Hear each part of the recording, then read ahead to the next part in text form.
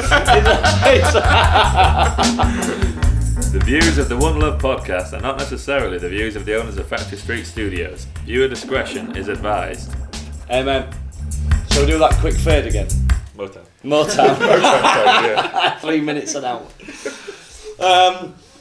Welcome back to the One Love podcast. This is part 2.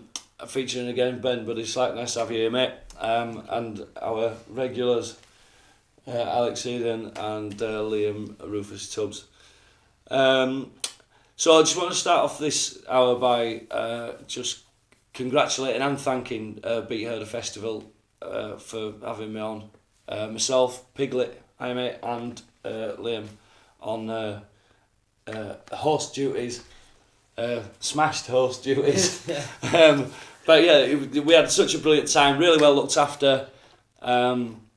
Despite playing in lots of bands at festivals over the years, it's the first time I've ever been billed purely by myself. You know, I play Glastonbury every year, but for various reasons we can't, advertise the fact that I'm playing. So, we don't do that at all. I just turn up there and get a gig each year, and it's the first one that I've actually been billed as an artist. Really well looked after backstage at the Fortress. Thanks for that. But if you like festivals and you've not been to Beat Herder, please check it out. And I'm not saying that just because they put me on and I'm grateful. It's a very, very well thought out, right down to the last detail. By a set of 3 party crews. It was originally build it up, make just enough money to put it on again. Like Liam, non-corporate, not non-corporate. There's no big sponsors and such, and the crowd I thought were just brilliant this weekend, and so anyway, what did you play there? I played jungle and drum and bass, right, and bless we call it the extended GOD family, the lads and lasses that always come out to our sound system nights, lined the first 3 rows in the Fortress, about 100 strong, and then the rest of it was just packed with people wanting to be entertained, and I was luckily in the position to be myself and Piglet and Liam with found us and Galvatron, great set.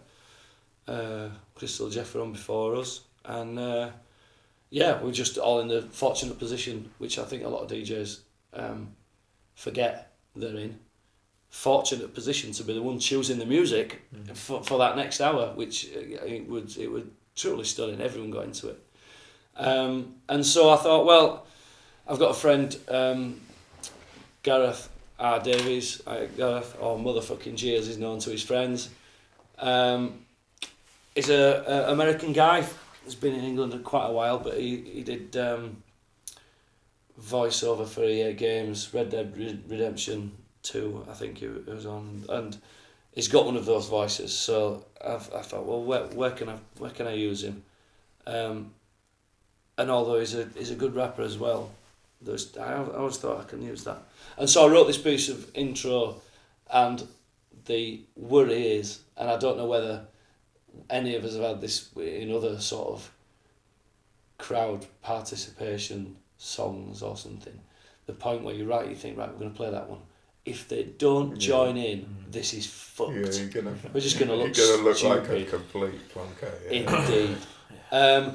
And thankfully, shout out to Alex Siram as well, who hosted the first part of my set and just got it immediately. I didn't play in the track beforehand, and he led the responses from the crowd. But it was truly stunning, and I'll just play the intro.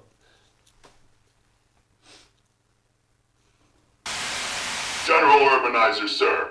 The Beat Herder Raid Battalion are ready and assembled in the Fortress.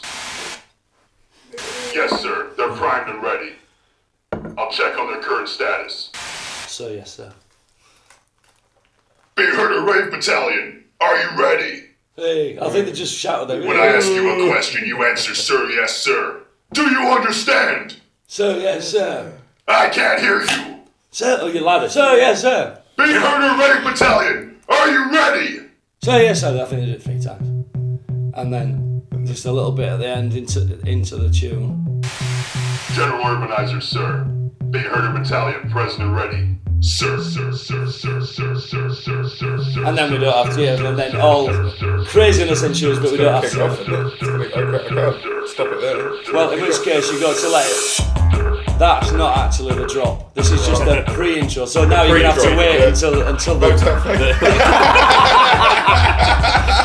That's 30 seconds.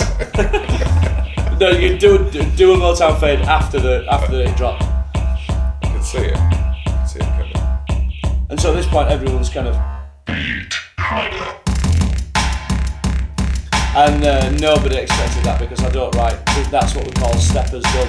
Right. Never write that, and so. Like you did for a special occasion. Just to pull everyone off guard, and then obviously 2 or 3 minutes in, it breaks down and then drops into my typical sort of amen heavy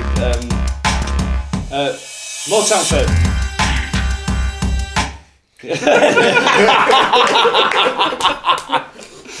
Oh right, so anyway, just I needed to get those things out of the way, and Lovely. thank you so much, Beat Herder. Very good. Thank you so Sounded much, Richard R. Davies. Now we kind of went through 3 bottles on the last hour. Yeah, no. So unfortunately we're going to have to savour this one. This, my friends, anybody who likes IPA and hasn't had this must try it. This is Brewdog Punk IPA. It is stunning. Oh, have you left your glass out? You've left yours. Oh shit, sorry. I drink out of a bottle, me. In fact, do you want to start pouring that because I've got this to finish. I've never had this before. I've seen lots of people having it. And It is my joint first favourite for IPA is my favourite beer for a start. Yeah. I like an IPA. But this one is truly stunning. In fact, everything that Brewdog do, including the non-alcoholic lager Nanny State, which I think is a great great name for a non-alcoholic lager. Oh yeah. I'm good, thank you. Thank you. Sorry, man. And it's just dry, punchy, fruity. It's got everything in it. You have that. Oh, there's still left. I don't like getting it wrong, and I think mostly it makes me feel guilty. All right, cheers. There's a lot of pressure on when you're pouring stuff like that for making sure you do it even. Don't leave anyone out, do you? You don't look like you're favouring anyone on yourself. Have you had this before? Yeah, I have. Yeah. It's, I mean, bottoms up, fellas. That is nice. Got punch to it. Yeah, very good. Very good. The only other one, my other joint favourite, is by a brewery called Meantime. I've only just found out from London. Go figure, don't know. But they made an IPA in like a wine sort of size and shape bottle. I think it was about $3.50. Again, a really strong, characterful IPA. And I've only ever had it once. I've never seen it again. So if you come across that What's it one's called? In the Meantime. In the meantime. But you'll recognise it mainly by its sort of wine bottle appearance. I'm not sure whether it has a cork and a Yeah, like French. yeah, you with get the French logos, cage. don't you? Often, Yeah, and the sides as well. Do you remember that one? Was it Grolsch did a couple of years ago where it was in the Buddha bottle, the green bottle, and it was shaped like Buddha? Oh yeah. they were Well, I didn't cool. know it was Grolsch I though, don't know. It might not have been, but I'm sure it was a lager. because they didn't have. I Same don't think it had a green label on bottle. it either, did it? It's It's just. called Butterbeer, is it not? It's called Buddha. Oh, is it? Yeah, I'm sure it's called Butterbeer. Oh, right. I've got a friend who really likes it. Oh right, good. No, I've not had that one. That's cool. Anyway, while we're on music, we forgot to play any last hour. So, what we're going to start? What we're going to start with, Ben? So now what we're going to start with? We're going to do. So Should we do the band first? the band Or after first the solo chronologically, stuff? isn't Yeah. it? That makes sense. It's in here somewhere. You've got it on there, have you? Got it on here. No, that's Hang on. that's Wreckage. That's not the Dead Book Jones band. I was taken from my home when I was small. Casting We'll work out an alternative method of streaming that music. People's fields I never shared. I was just never scared. The townsfolk did quiver, they all locked the doors. So don't go wild after dark no more. There's a bad man on the loose named Stagger Lee. That motherfucker never worried me.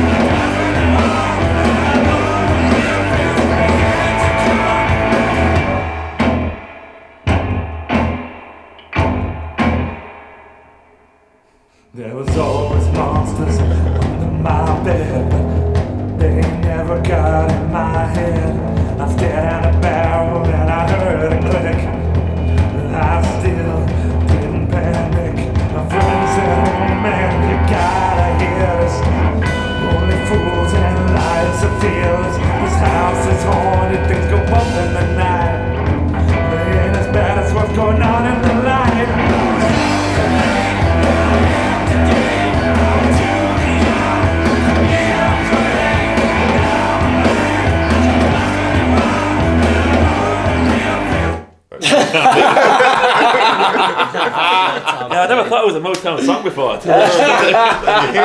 When you hear it. No, I love that fade, mate. That's the pro forma for all future music on this podcast.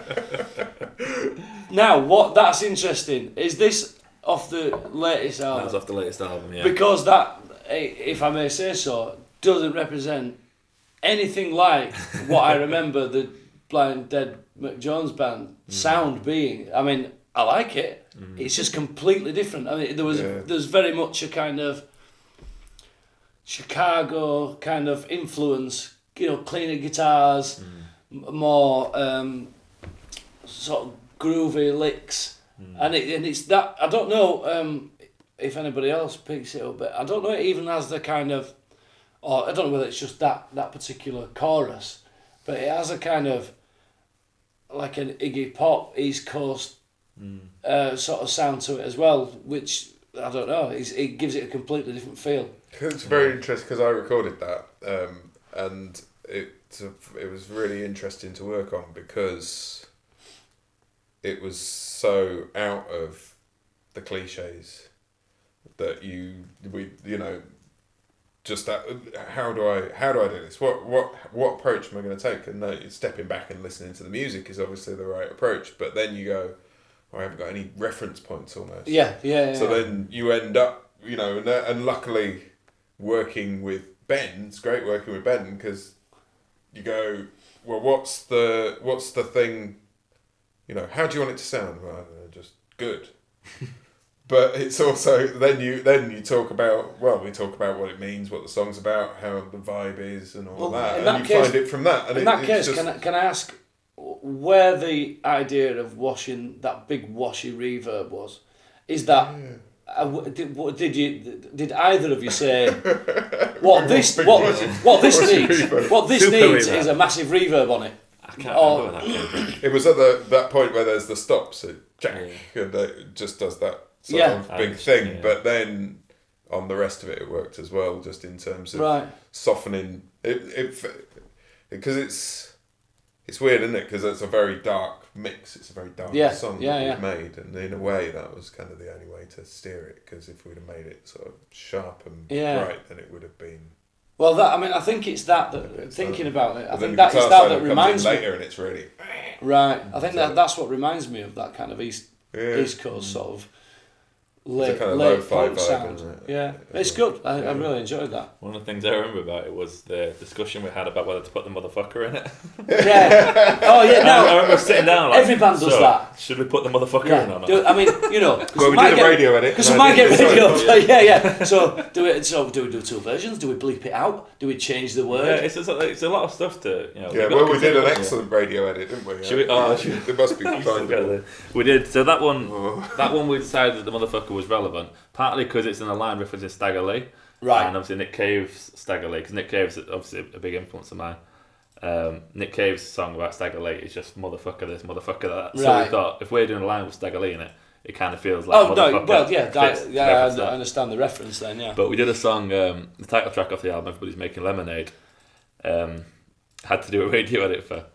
And how we're going to do it? We're just going to play the radio. We're going to play the last verse of the radio edit. Yeah. Should we just play it, or shall I explain what we did?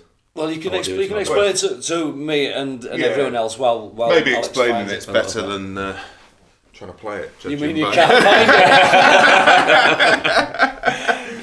it? So the last verse of the title track is an a cappella song as well. So there's nothing to hide by it. Literally, there's just the words. Yeah, it's just a finger click and three guys stood around a mic. So it's not like you can blend something in. Yeah, it's not like it can be it's understood, and it's set up very clearly. You know what's coming next. Right. Okay. By the end, the word on the end of the previous line. Yeah. You know what's coming on. So I can remember how it goes now.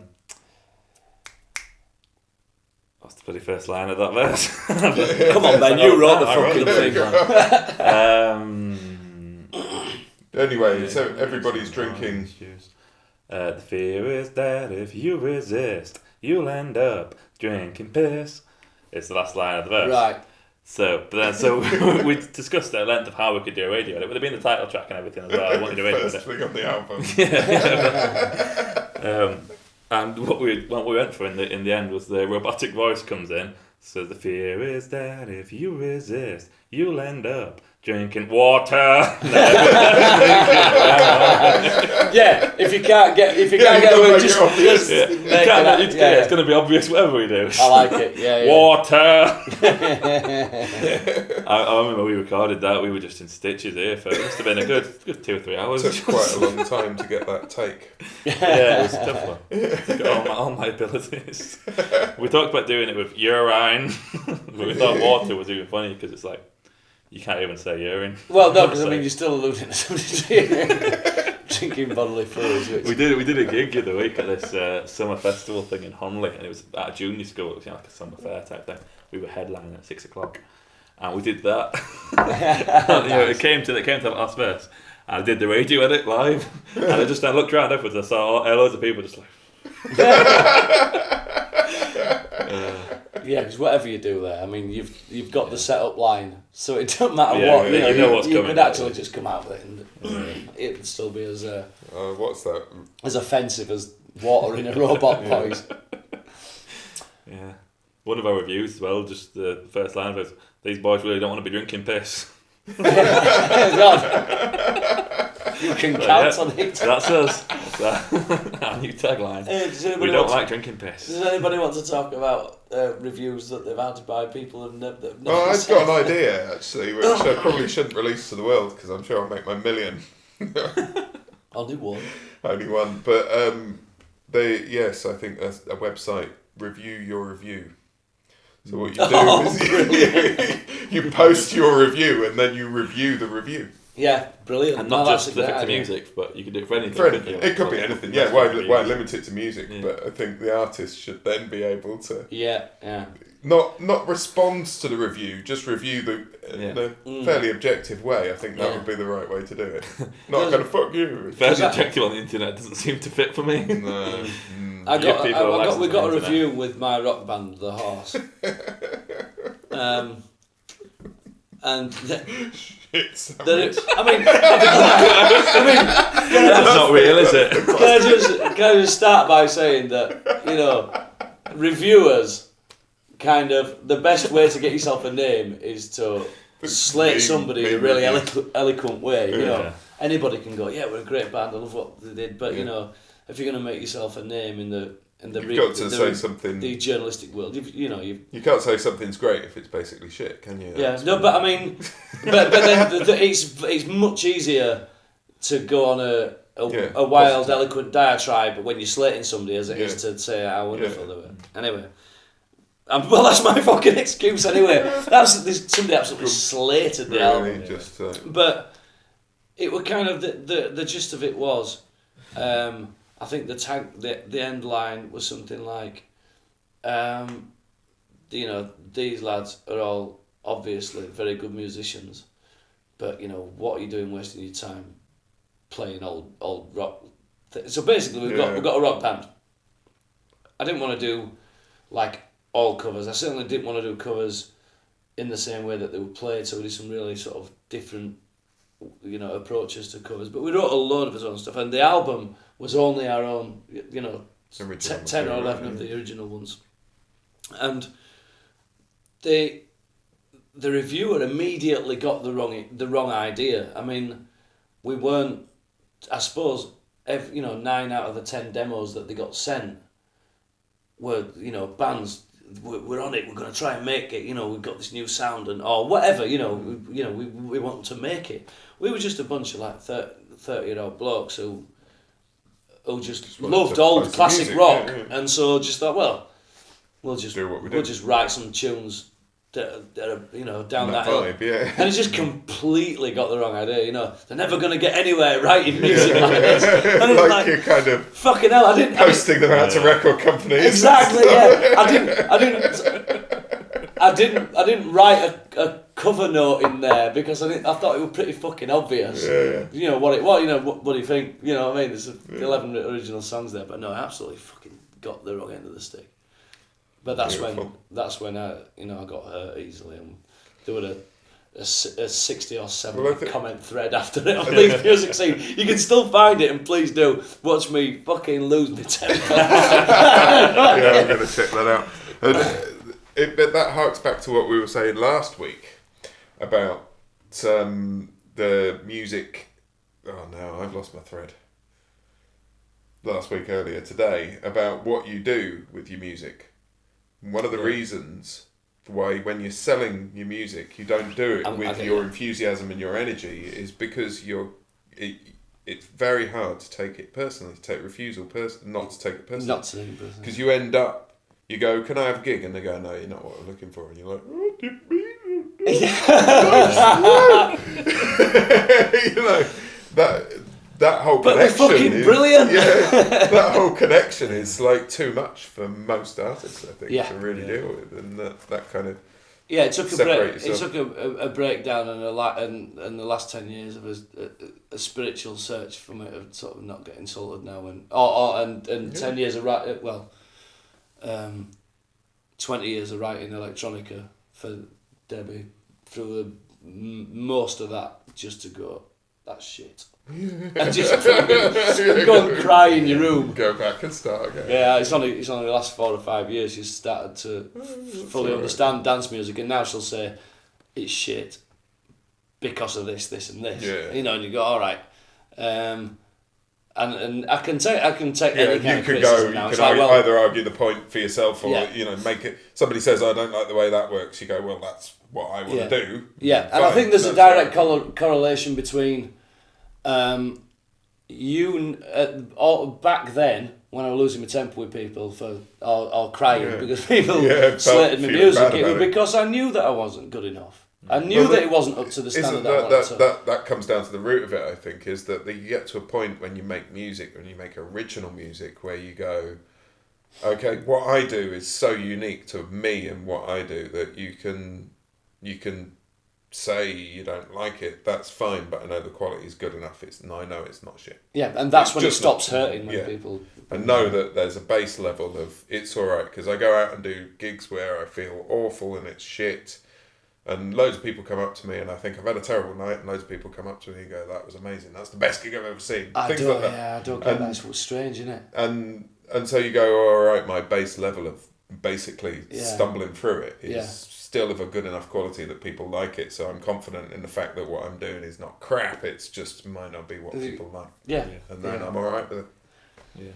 That's because it's also objective as well in music. I mean, obviously there is the technical side to it, but if someone comes, someone at a gig, like I was thinking, if we play and you see people leaving, you're like, oh no, people are leaving. And then might have a bus to catch. Go for work the next one. You don't just know what it is. A phone call from their pregnant wife. It could be anything. So it shouldn't be taken personally. And if someone doesn't like it, it's like, all right, well, that's maybe right. it's that kind of thing. Yeah. Well, if you don't like it, go out and hopefully then there's replaced with another person that you've got another 50-50 chance with. Do you know what I mean? Yeah. Well, I also think as well, it's like, actually, if you're going to do something creative, if you're gonna expose your soul to the world, then I'd much rather people either really loved it or really hated it. I don't want people to just be like, that's the thing. I love it. I love that. I've thought about that. I listened back to one of the podcasts from 2 weeks ago, and I love that. It's absolutely right as well for somebody to just say, I don't know. It's the worst thing ever. So you want to provoke some kind of. That's very nice. Yeah. That was a pleasant sound. I used to play some drum and bass things and jungle things I've played to my mum. And she just goes, oh, that's nice, love. She's just like, you're not listening to it. Oh, no, it's lovely. All right, okay, I'll stop doing that. Yeah, don't play jungle to your mum.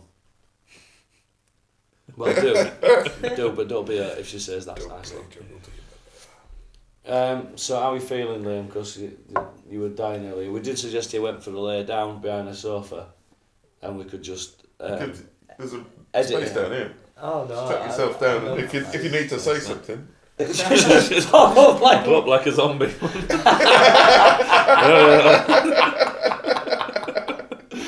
Oh dear. It could work. Well, yeah, it could do. It'd be nice touch. So you started the Blind Ed McJones band, or well, presumably McJones started the Blind Dead McJones band. Yeah. Tell us about that. Well, me and the Wee Man and Cake got together.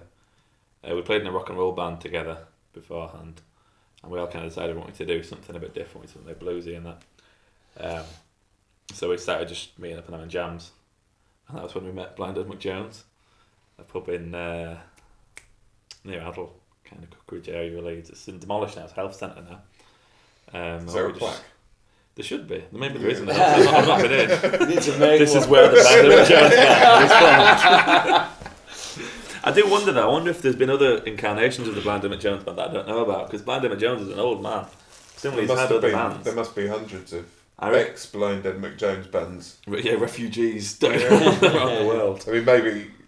I don't know whether it's quite a short life expectancy, isn't it? Probably in the Blind Dead McJones band. Yeah. I think we're the oldest surviving members. Yeah. And we've been at it 7 years with them. I think it's a bit like Spinal Tap with the drummers, where they blow up and stuff like that all the time. Musicians around Freak gardening accidents. Freak gardening accidents, yeah. But yeah, he just came in one day. We were just having a wee jam. And he came in, he liked it, and he was like, "You need a new backing band." We thought it was just like some old crazy homeless guy. But then when he got out his guitar and started playing and that, it was just like, Jesus. And has he ever actually made it to the? Yeah, there's one time in 2010, I think it was. He showed up at it was our EP launch for our second EP we did. And he showed up and because we used to do the thing, we'd start playing. Ladies and gentlemen, please welcome to the stage the man who helped the Beatles, and everyone would start cheering. The man who shook AC/DC all night long, and everyone would go nuts. And the man who finally gave the Rolling Stones some satisfaction. And everyone would go nuts. And Blind Dead McJones. And then, so, people would be doing it, and then he'd never come out. And so we had this gig, and then, loads of friends were there they go again, bloody. Yeah. And then he walked out, and everyone just went, "Ah!" And he came out, and he was just, he's people always say, why don't you just sack him, or why don't you go and do another band, you don't need him, and stuff like that. But when you see him, he's that kind of, you see him, and it's like it'll change your life. So it's worth sticking with him, even if he only shows up once every lifetime. Yeah, so keep coming to every gig. Because when he does turn up, it will blow your mind. Even if you have to sit through a lot of the band. Yeah. We've got just give a quick mention of the Who Is Blind Dead McJones documentary. Yes, absolutely. There's a DVD at the back here. Alex is one of the stars of it, filmed right here in front of this mixing desk. But the story about you talking about when you'd worked with McJones a long time ago, hadn't you, before you knew us? And talking about when McJones was booked to work with you again, and I was really excited to get McJones back in the studio, and I finally get that Mojo recorded, and then, well, he didn't show up, but the band did, and they're keen.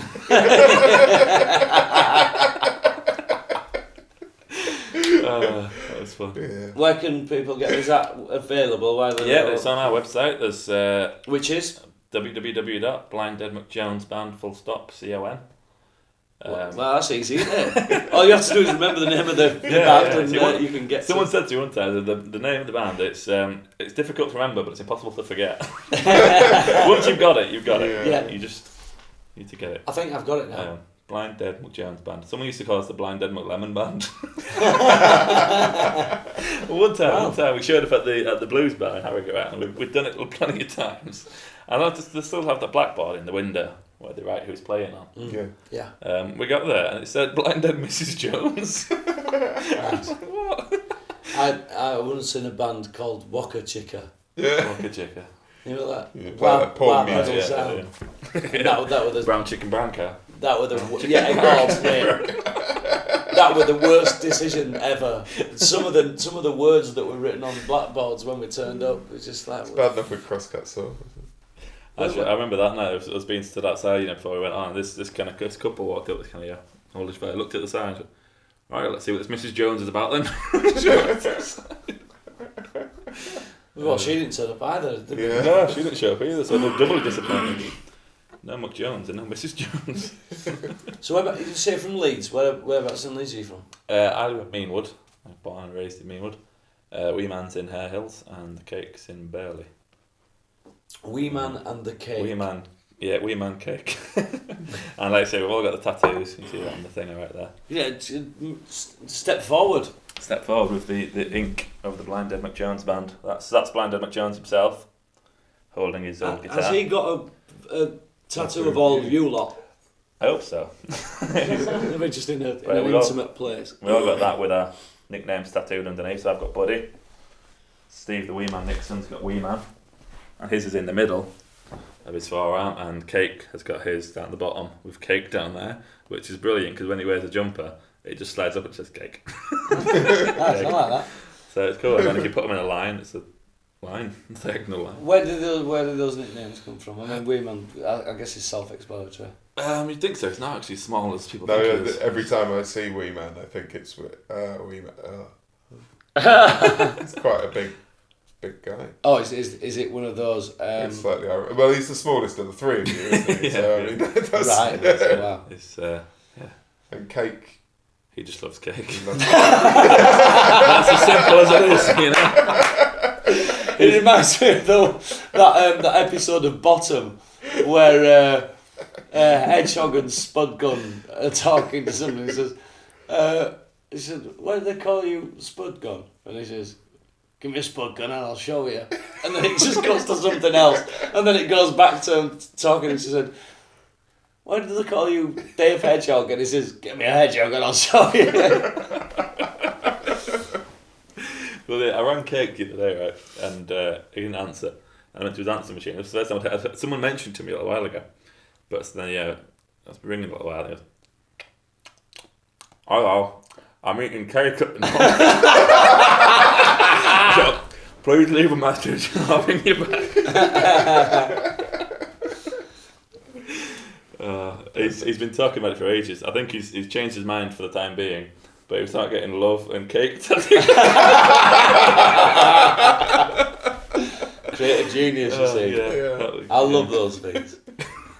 I've got our friend Piglet. How you doing, mate? It's called Piglet because he ate like a pig as a kid. Is that I think that's right. Are you sure? I didn't think. What did you think? No, there is a reason. I just told me there was no reason that. Oh, unless somebody else did. I don't know. Well, if I'm wrong, I'm sorry about that, Piglet. But why is Penguin called Penguin?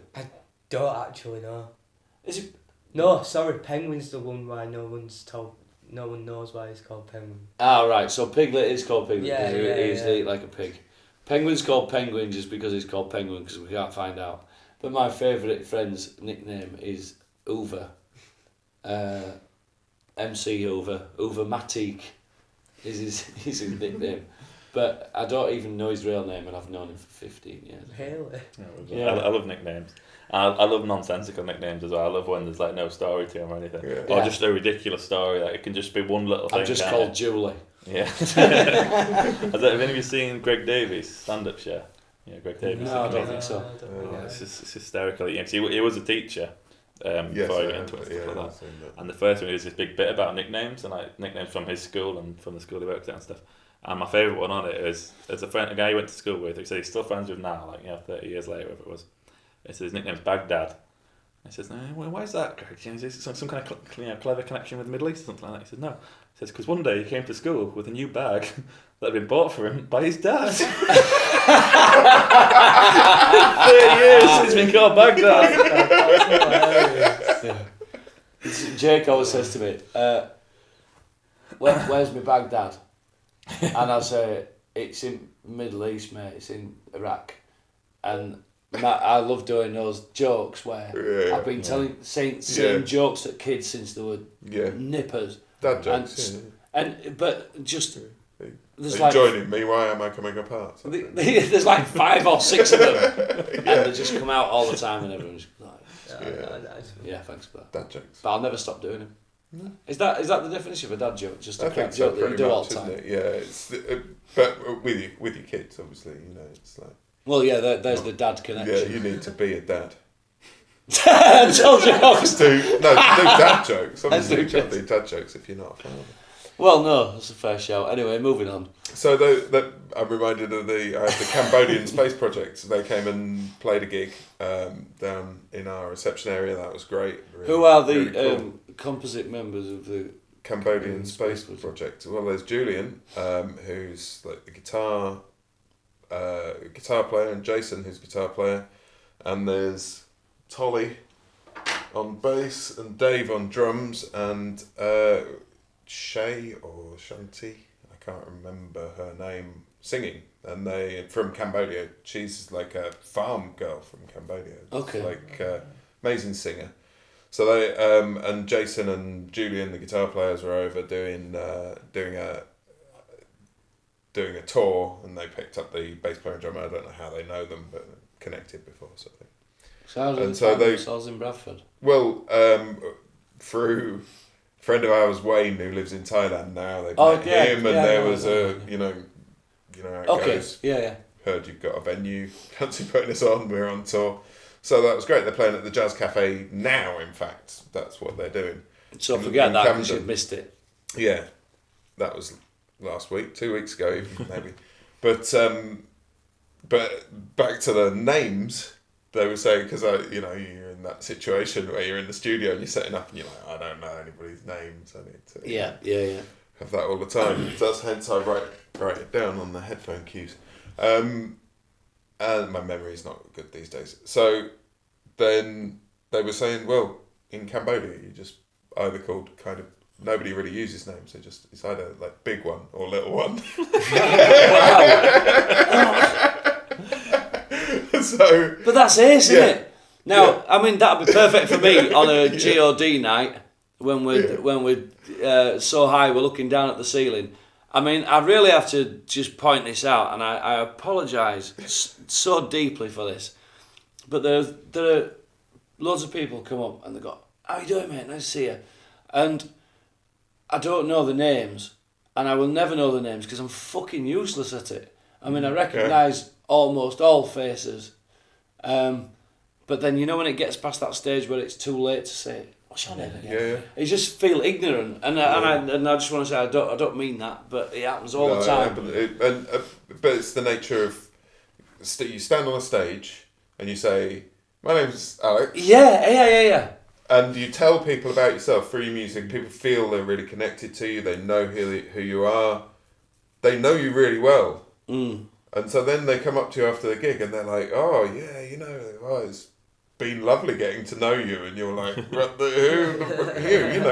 And that's that relationship. That's why that's really weird. It's because you've told them a lot about yourself, but you know nothing about them. And then there's 5 people a night who you might see. But the only difference is with that and what we do is that we most probably have sat down for 2 hours after a gig and talked to them. But because you're so high, you don't remember. But there's loads of people, but because your name is connected with the whole thing, you need to go and see Darren about this. I mean, I reckon you'll be the person who people know. The important thing, I think, in all that is that you recognise that you're both been in an area for the same reason, and therefore. The connection is there. It doesn't. Not having a name don't necessarily mean that there has to be a connection, doesn't it? Indeed. No, definitely. I'll have the connection and forget the name with a choice. I like it at gigs when people come up to you and Dave passes on his best regards, and you're like, nice one. Who's Dave? Who are you? What time of man are we in? Is this to do with some of the shadier dealings I've been involved? No. PC do. It's always it's always a bit weird though. That thing of lots of people know who you are, but you don't. Yeah. The one that I find the weirdest is if you meet someone outside of the normal setting. It's not at a gig, but someone who's obviously seen you performing. Yeah. And they come and say, how you doing? All right. If you don't recognise them, and you chat away and say, how's the band going? Oh, good. Blah blah blah blah. And then it's like, then what I worry about is if they're in a band that I've played with or something like that, and if I don't ask how their band's going, then it makes you seem a bit rude. But then if you do say, how's your band going? Like, I'm not in the band, I saw you playing with them. So it's a risky situation. It is a bit awkward, isn't it? Yeah. How are you? What are you doing? Is what I tell you. Yeah, what have you been up to? What have you been up to? That's a good one. Yeah. I will use that in the future. Yeah. I just love being the one that comes off and no one recognises. You're up on stage and everyone comes up to you and they're like, shaking your hand, and then you get off, go outside, and I love that. No one recognises you. You were saying the other day though, he'll get off from doing an hour with GOD sound system. He'll go outside and somebody will go, "Oh, how you doing, mate? Yeah, nice one. You having a good night? Yeah. Fucking hell, that were good in there for the last hour, didn't it? Oh, thanks." And they went, "Oh no, it wasn't you. It were." Somebody said, "No, it was me." I got booked down to play in Skegness, and it's happened at a few ones where I've been booked to headline. It's like, go play a set, they're all really enjoying it, and you actually make eye contact with them, but my whole how I act on stage is totally different to how I am, you know. So it's like a different character. Almost. Yeah, almost. I'm very energetic, and I'll like get moving. And I remember being sat outside, and someone was sat talking, and they were like, "Oh, that was really good, bloody blah." Do you know what I mean? And they were like, "Has anyone seen him about?" And they tap me on the shoulder, "Have you seen him playing?" And like, "It was me," and they're just like, "Nah, it's not. I love that, mate. I love that." Yeah, Wee Man gets that with us, and he says he loves it. It's great. It's great to have. Like, I'm not.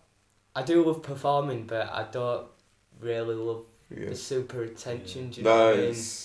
It's something that's difficult to deal with sometimes. Yeah, because I'm quite selective sociably. Do you know what I mean? If I don't really want a conversation, I won't be unpolite about it. I'll kind of have a mini one and then be like, "Oh, I've kind of got to go." Do you know what I mean? I'm very selective in that. That's kind of what Alex was saying though about coming off when you're performing though. It's like sometimes, especially if you know you're going back on, I think I don't mind it. At the end it's kind of all right. I mean, we're talking specifically, I suppose, about bands because of the 2 set thing. Yeah. But when you get off halfway, you really don't want to sort of do anything. I'd rather sit and stare at my phone, which is really ignorant, really. But it's almost like you want to keep that same energy that you've gone off the stage with. So you don't want it all to dissipate. Yeah. And it's hard to have what kind of conversations do you have in that time period? Because a bit of small talk, but you can't really talk to anyone about anything at length. Yeah. Because the risk then is you start talking about something, then it's like time to get back on, and someone's in the middle of telling you something important, and you're like, you can't wait a minute. Get back on. It's like you want to go to the toilet, you want to get a drink and stuff like that. So it's just like, it's chaos. Yeah. No, absolutely right. Yeah, very difficult. And it's always like we go for break. We're back in 15 minutes, and it's never 15 minutes because you go to the toilet. You get collared by somebody. You starts talking to you. You see someone you haven't seen for a while. We get really used to having a quite a long break as well. At the Blues Bar in particular, you got about half an hour, maybe 35 minutes. Yeah.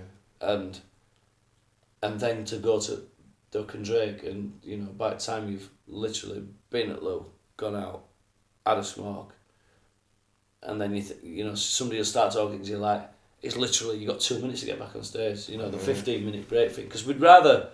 In fact, it's usually about 10 minutes. Because Paul's songs are so long.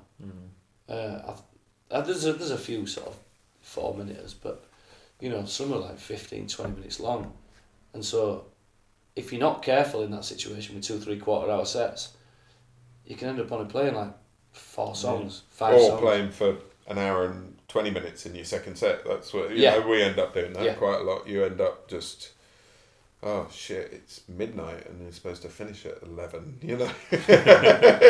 Nobody's with that with Paul. He gets off at like 11, packs up by 1:30, and he's back in Blues Bar at 1:10 with a bullet and a pint of ale.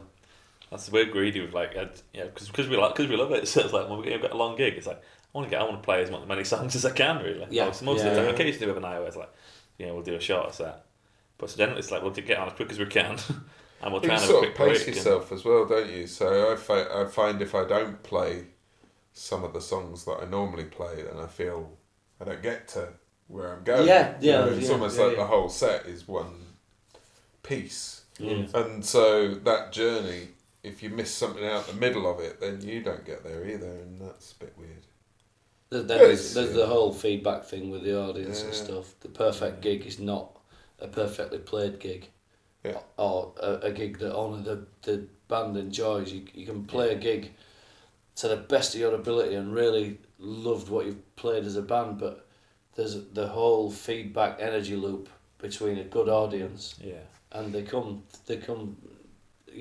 1 in 6 for us, I think, 1 in 5, 1 in 6, that perfect one excuse me, Because I mean, we played together for so long. So many venues and stuff, doesn't it? You know, it's like if you play the same place regularly, like we're getting to with the Duck and Drake now, 2.5 years or whatever of playing that every month, and you kind of get a feel for it, and you know when it's going to be a good one, and when it's not quite early on, but it's never rubbish, Yeah, never rubbish. It's just that sort of thing of when it really takes off, when you make that connection. Yeah, it's amazing. And big up to Simon and Sharon Colgan for taking the Duck and Drake and putting it back on the map. Basically, it was in a sorry state. It had its heyday in the sort of mid to late 90s.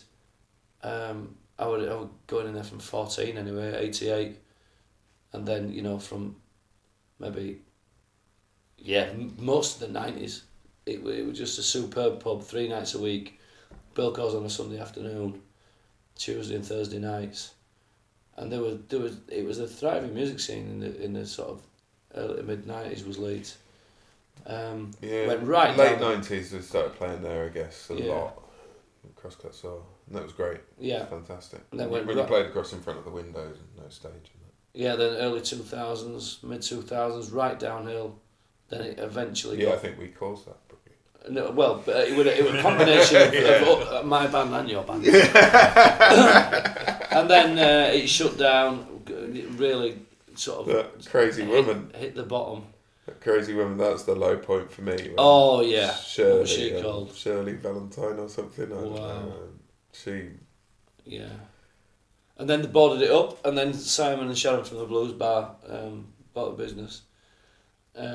That's great. They've got a good landlord in Andy, and touring bands are welcome there to stay over, play the good touring bands are welcome to play the blues, and want to then stay over. Yeah, they quite often do like both venues and stop at the Duck and Drake, don't they? And if they got something good, sort of bluesier sort of stuff, isn't it? Yeah.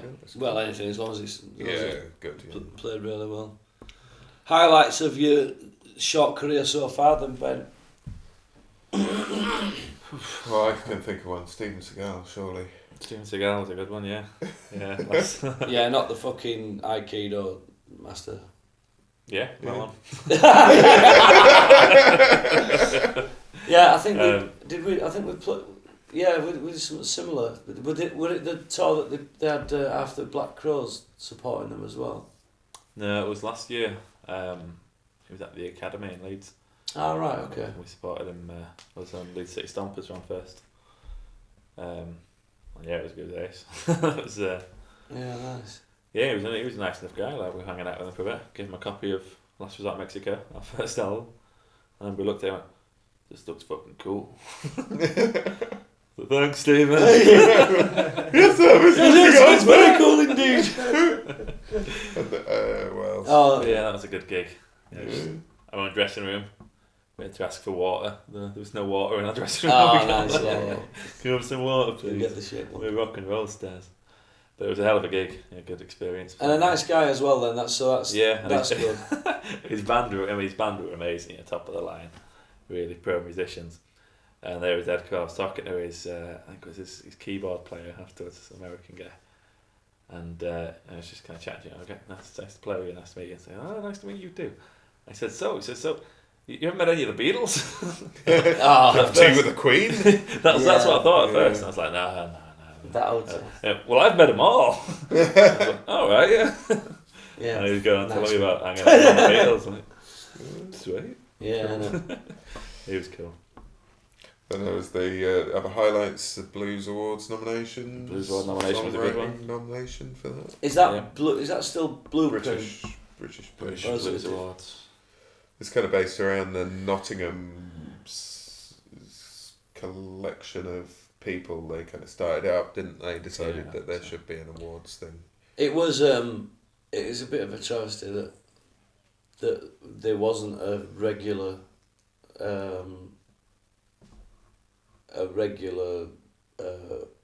award winner sent over to America after we fucked that up because they wanted to shoehorn someone else in, didn't they? Yeah. And then we won the competition because we were good and he wasn't. He was all right, but But they were planning on taking him on holiday and going with him and all of that. And they were all friends. Were they friends with the Blues Matters magazine and stuff? And it were all a little bit. It was all that sort of gang of people. I'm not sure it was Blues Matters. It might have been it was Fran Leslie's lot, wasn't it? The Blues Blueprint. It was.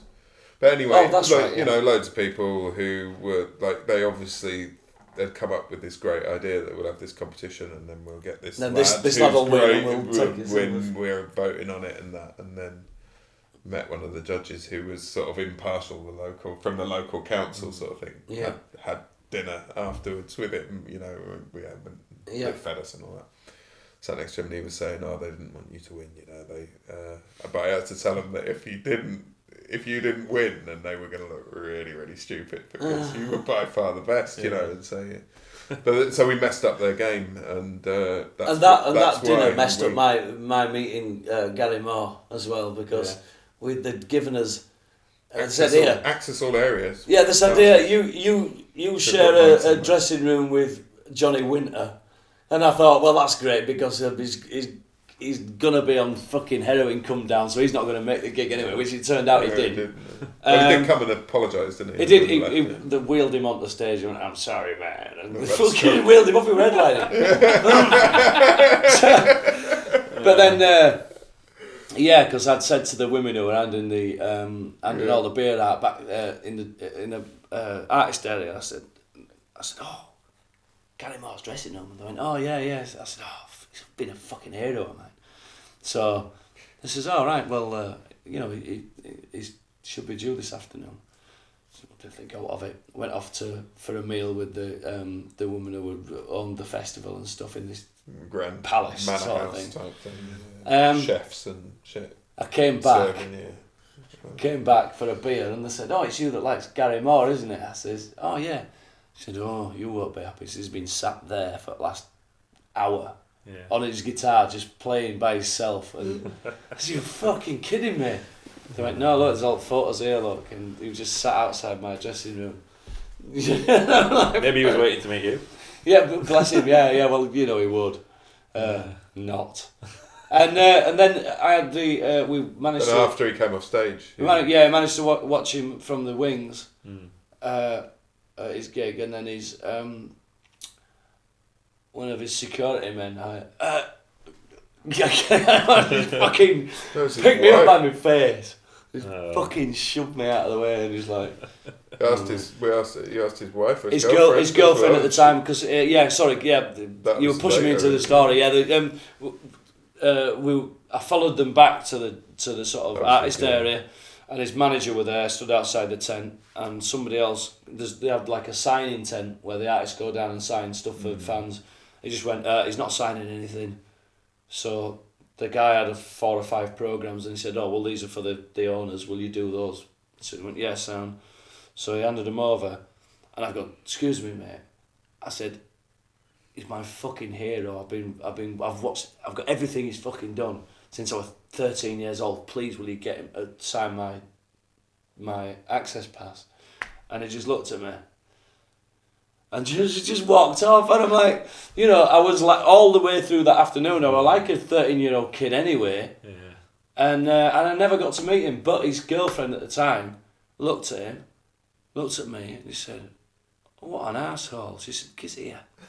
So she got it, pushed round the front of him, and he was sat in his dressing room, and she touched his ear and pointed, and bless him, we were like, "Oh yeah, no worries," and that, and I got my thing. But it's nice sometimes to meet your heroes, and sometimes it's not. Yeah. Sometimes it spoils it properly. I've had a few experiences with that. Yeah. And we'll not name and shame. No. You know that thing when you've looked up to somebody all that time, and it doesn't. I suppose it doesn't spoil it all. I did.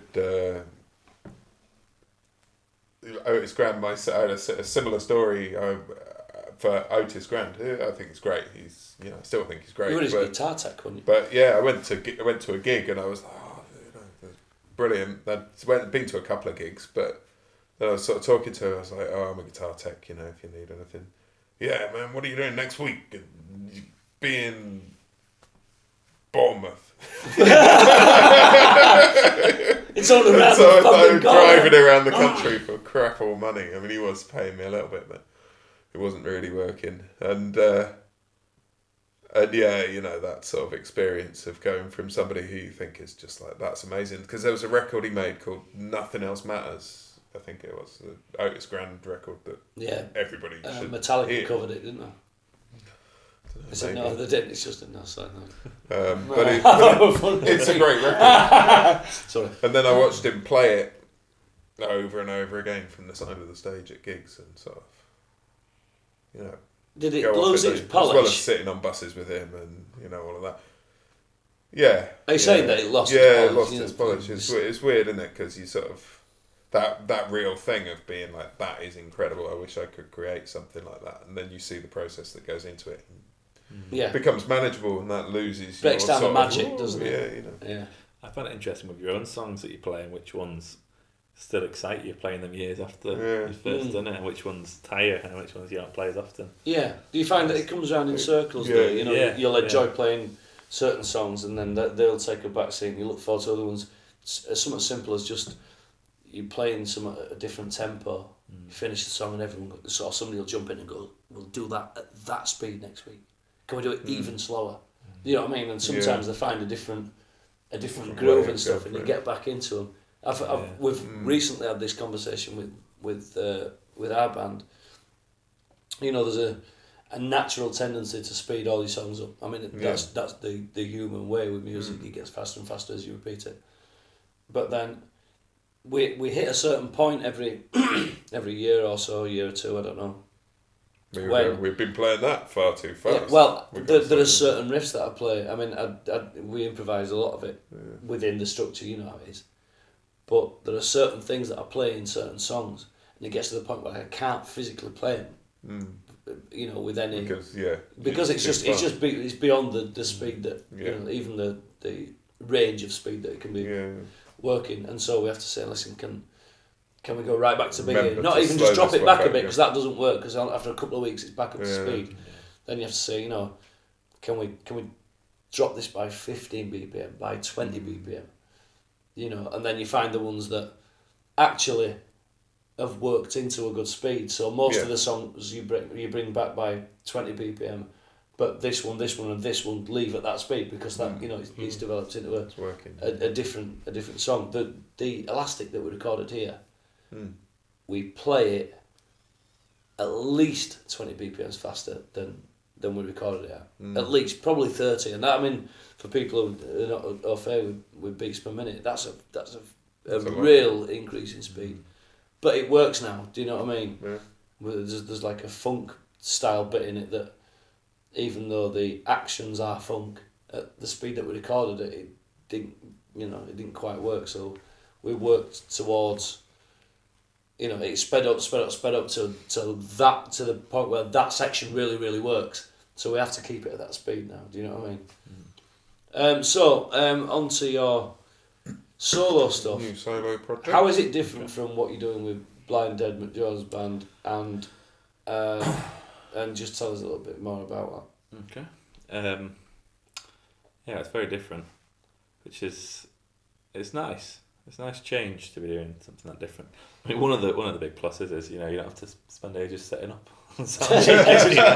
Walk in with a guitar, plug in, and move away. So that's nice, but it's just, you know, it's just very different. It's very late. You know, the band's very, you know, energetic and you know, intense in a lot of ways. So I come off the band gig and I'm just like exhausted and it's like, you know, drained, which is great. But it's nice to go on stage well and just be, you know, it's just very chilled and like. And another thing is it's the singing's a lot easier because there's so much space. You know, like when you got the band, especially on the pub gigs at the band, you're competing with so much. And yeah, sometimes you can't hear your voice at all. It's just, but when it's acoustic and it's just like you've got loads of space, and you can hear what you're doing. Yeah, it's nice. And I'm enjoying the writing process of trying to write things acoustic. So yeah, it's very different. Yeah, it does take a very different approach, doesn't it, to produce something that, like you say, has got a very thin texture. There aren't that many. There's not much instrumentation with it. You've got a guitar and your voice, and it makes you approach things for a different. Well, I think it makes you approach things from a different angle. Yeah, and it's interesting as well because like for me, it's I've often done I'll do most of the lyrics for the band, but then I'll come to the practice with like an idea for a chord structure or a riff or something like that, and then we bounce ideas off each other to finish it. But doing like this, that's part of the challenge. I've got to trust my own. Yeah, I'm not bouncing ideas off people, which is strange. Yeah, so I'll get an idea and I'm like, oh, jeez, is that right? Myself. I've got to keep working. No feedback for it. Yeah. Well, look, it's been a real pleasure having you. We're going to finish with this solo track of yours. Cool. Yeah. Would you like to shout out any addresses or stuff? I'll try and remember to put them on, but I always don't. So pen and paper. Yeah, we'll at least get some links. Cool. To your stuff on the. You can shout some stuff out now though before we go on and look down in the descriptions underneath. All right, in that case, I'll be in there. Subscribe. Yeah. This track is so it kind of worked out nicely. I started doing the solo stuff, and then I'm doing a project for Creative Arts in Huddersfield. Okay. Community arts organisation thing, and it's called Going Sane. So it's looking at the connections between creativity and mental health. Right. Well-being and stuff like that.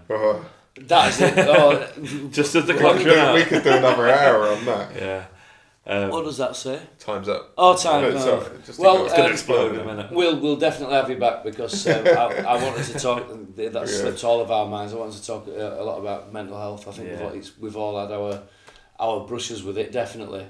Enough to say. We've all had our brushes with being mentally healthy. Yeah, no. Most of us aren't. Yeah. Normally.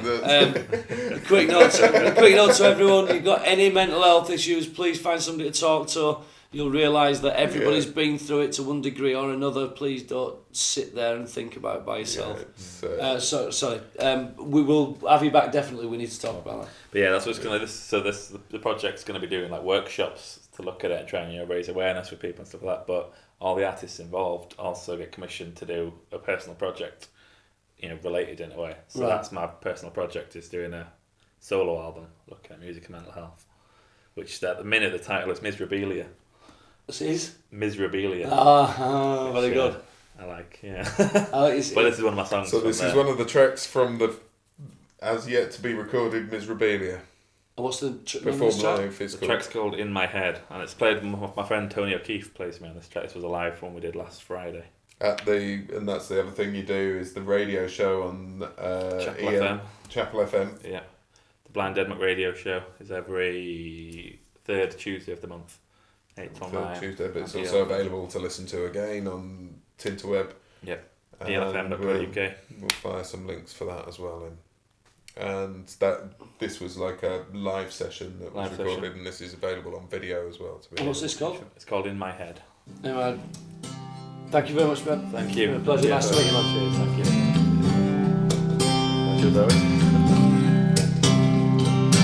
You may want to be in the sunshine.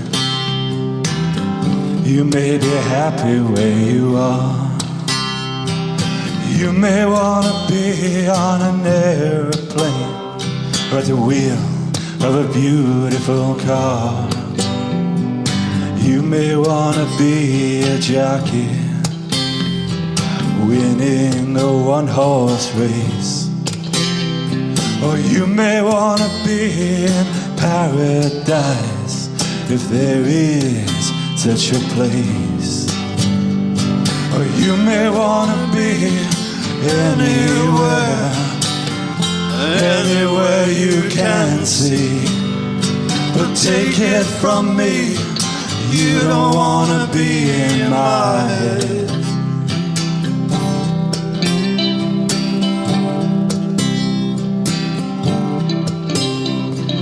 You may want to be by the river, fishing rod in your hand. Or you may want to be by the ocean with your feet upon the sand. You may want to be in the forest, admiring nature's charms. Or you may want to be at home in your beloved's arms. Or you may want to be anywhere, anywhere you can see. But take it from me, you don't wanna be in my head.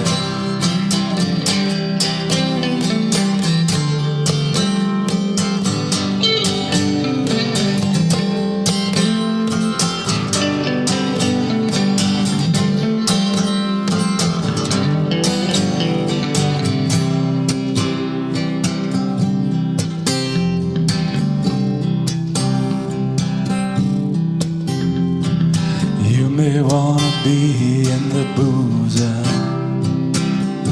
propping up the bar.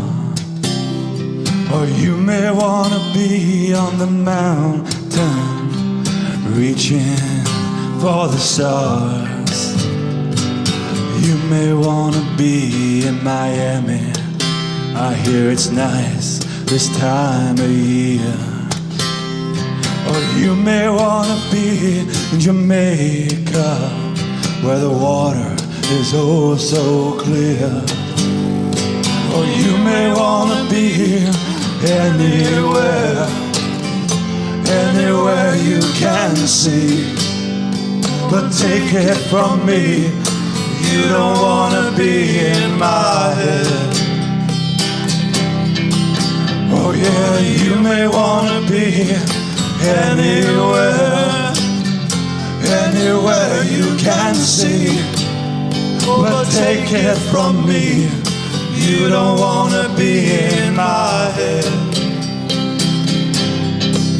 Oh, take it from me, you don't wanna be in my head.